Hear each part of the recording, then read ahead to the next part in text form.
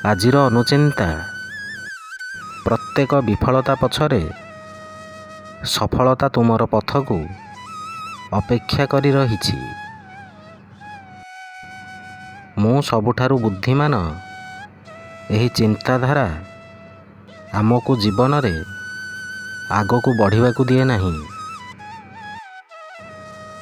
ଯଦି କୌଣସି ବ୍ୟକ୍ତି କିଛି କରିବା ପାଇଁ ସ୍ଥିର କରେ, କିଛି ଅସମ୍ଭବ ନୁହେଁ।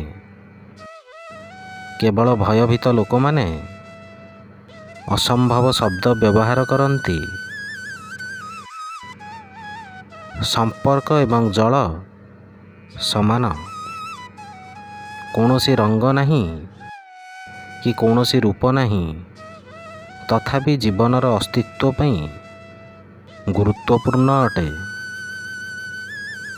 ଜୟ ଜଗନ୍ନାଥ।